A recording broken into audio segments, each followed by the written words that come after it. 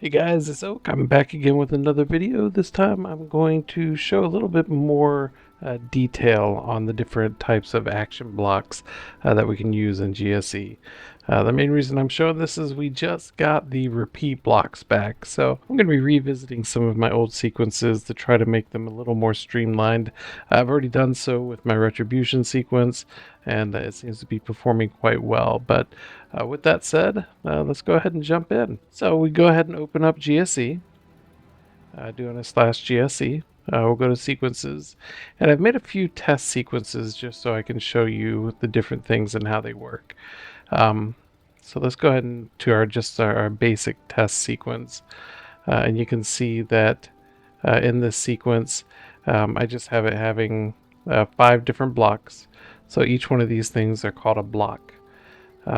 These 5 different blocks are all just regular blocks at this moment. They're all regular action blocks.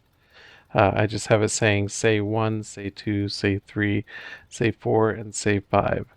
And the reason that I have it set up like that is so I can show you what each one of these things do. So um, sometimes when you have it switch to a repeat block, it'll still show action until you save it. You have to wait for the save to actually save. So now it says test sequence saved down here in the bottom left corner. If it still does not say repeat, you can click on configuration and then the tab, and you can see that I've just switched that to a repeat block. Same thing goes to switch it back to an action block. You just uncheck it, click save, wait for it to actually save, then click on configuration and back, and you'll see that it's back to be an action block.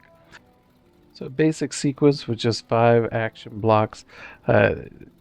Basically all it does is it loops through those blocks one at a time. So each time you were to hit your keybind, it would do block 1, and then block 2, and then block 3, and then block 4, and then block 5. You can see what it's doing if you ever want to by clicking on compiled templates. This is something that I do suggest you do if you're creating a sequence, so you can see if it's doing things in the order that you want it to. So like right now, if I click on compiled template, you'll see that it says say 1, say 2, say 3, say 4, say 5. So each one of these are an action block. You can see it's action block 1, 2, 3, 4, 5. What a repeat block will do is, let's say you had a high priority spell in your first block, and you wanted that spell to try to fire off more often than every other spell in here. You can just hit repeat to check that.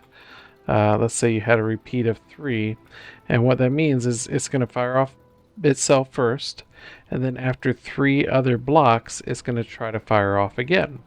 So if I have repeat 3 and I just saved it, I'll make it so it says repeat here just by clicking configuration. And if I click on compiled template, you'll see that it does say 1, and then it says say 2, say 3, say 4, and then it says say 1 again. So that means after 3 other blocks, it will try to do that first block again. Now, if you had 10 different blocks in here, then it would try to repeat that again after the next 3 blocks. So that's how a repeat block works. You can lower the occurrence of the repeat block as low as 1. If you were to do 1 and click save, then basically it makes it so every other spell is that first action block. So you see compiled template now does say 1, say 2, then say 1 again, and then say 3, say 1 again, and then say 4, and it does that so on and so forth all throughout your entire sequence. And this will work regardless of what number you put in here. But keep in mind, in a sequence like this that only has 5 blocks in it, if I were to change this repeat block to 5 and click save, wait for it to save, and then look at the compiled template, it won't repeat because there's only 5 blocks. So there's not 5 different blocks to put after it. So it'll just go through the whole thing. Repeat blocks can get a little tricky. So let's say if you change this to a 1, but you wanted your next block to also be a repeat block, and you wanted it to go every 2 times. So you change that to repeat 2, save it. Wait for it to do this, and then click on your compiled template, and you'll see now it's doing 1, 2, and then it'll do 3, and then since that one is repeat 2, it's going to do 2 spells after the 2. So it's going to go 3, and the next spell's 1 again, because that's your first block that you have repeating every other time. But then it's 2 again, because that's the only way that that can work mathematically. So if the first one goes after every other block, and the second one goes after every 2 blocks, then it's just basically going to do 1, 2, then it's going to do another block, and then 1, 2 again, and another block, and then 1, 2 again, and then another block until it gets through your whole sequence. So it got up to 5, and then it starts back over at 1. So if you have a lot of different spells in here and you're using a lot of repeat blocks, you can build up your compiled actions rather quickly. And if you have a lot of compiled actions, then you can really just bog down your sequence and make it so like nothing ends up going off. So it can really be tricky, and you got to be careful when you're looking at this. So if you're using repeat blocks, I highly suggest that you use the compiled template just so you can have an idea of when things are going off. Repeat blocks also work in loops. So let's go into so now let's go ahead and look at the test sequence for loops so I can show you how different loops work. I made another test sequence here. And the main difference is that all these spells are in a loop block. So with loop blocks, there's different types of loop blocks. There's the sequential loop block, there's a priority list, there's random, and then there's reverse priority. The way sequential works is it will go through every spell in your loop before it starts back over at the beginning. So if you click on compiled template, you'll see that it just does say 1, 2, 3, 4, 5, and then starts back over at 1, 2, 3, 4, 5. So it just does the same thing over and over again. The reason it shows it twice is we have there 2 repeats here, so that means it's going to repeat the entire loop twice. Okay. So I don't normally need it to repeat the loop twice. There are some cases where you may want it to. It's different things. It's trial and error. Just try different things out and see what works for your particular sequence. But yeah, so this is a basic loop. Now, if you were to switch this loop to a priority list, the way that it works is it's going to try the first block, and then try the first block again and move to the second block, and then the first block again, then the second block again, and then the third block, so on and so forth until it gets to 5. So I just changed it to priority list, I saved it, and if we click on compiled template, we can see that it does say 1, and then say 1, 2, and then say 1, 2, 3, and then say 1, 2, 3, 4, and then say 1, 2, 3, 4, 5. So you can see that it has more ones in this than anything else. So that's just a way to try to prioritize different blocks or different spells if you wanted to put different spells in a list. If you were to do a reverse priority, it still does a priority, but the way it's laid out is a little different. So I just switched this to reverse priority. I just saved it.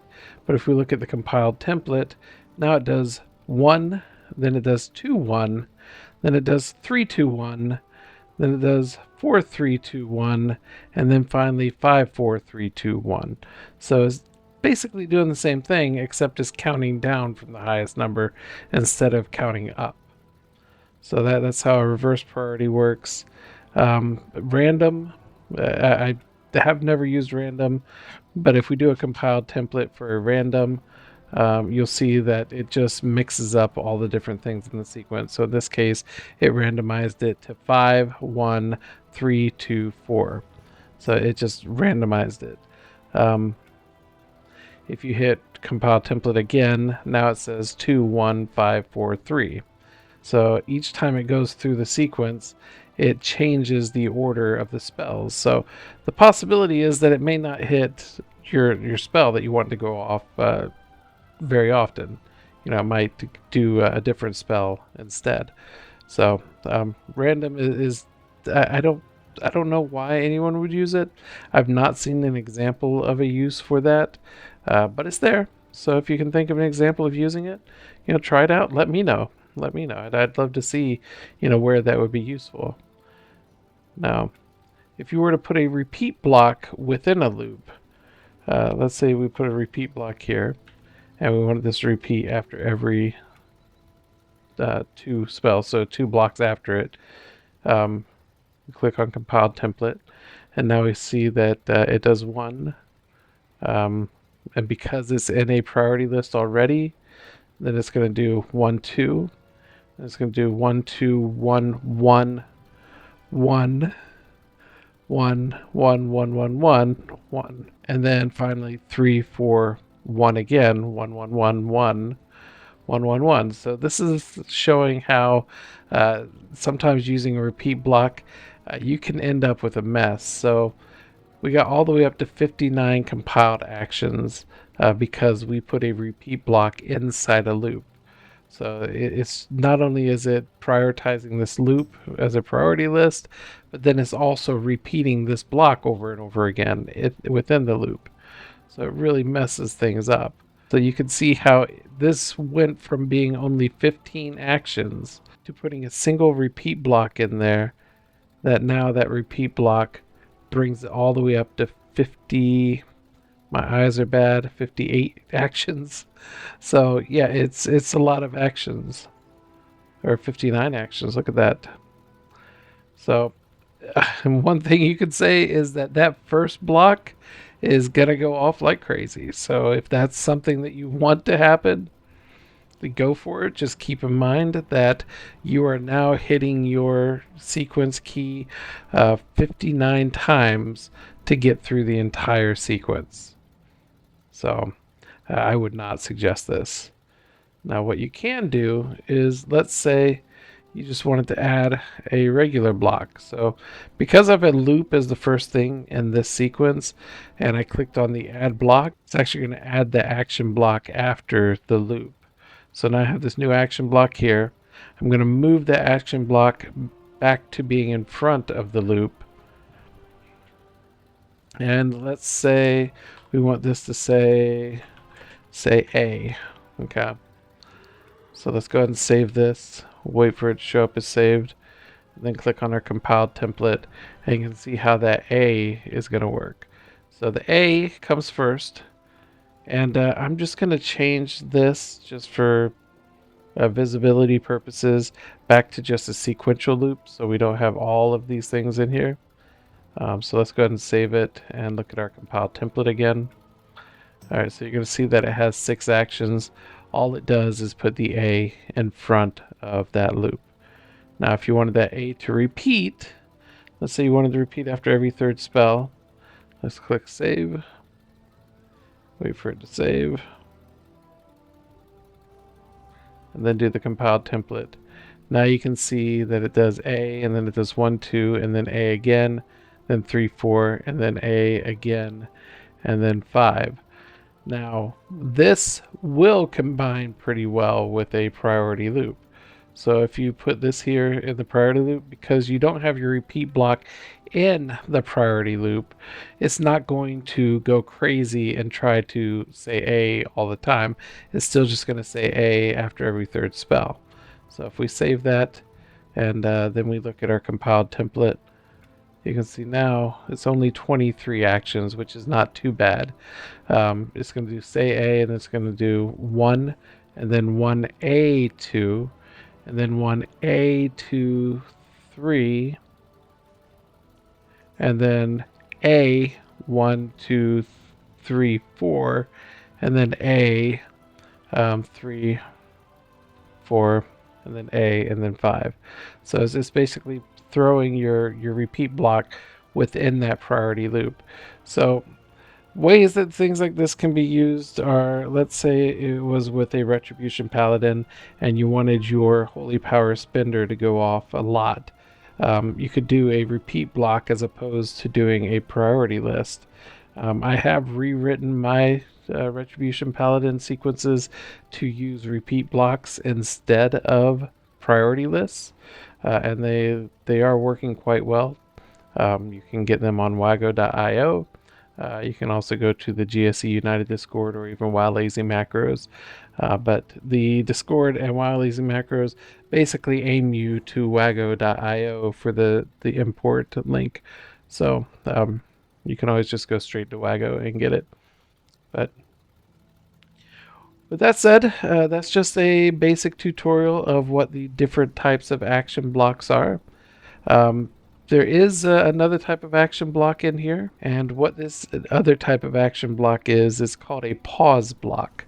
So what a pause block will do is it will try to pause your sequence for so many seconds. So if you were to put a pause block in here, you can have it try to pause for the GCD.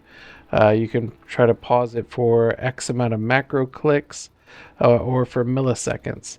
Now, GSE doesn't know how to keep time, so if you are using third-party software to click your button for you, you'll want to know what your milliseconds are on that software because you'll want the GSE click rate to match that.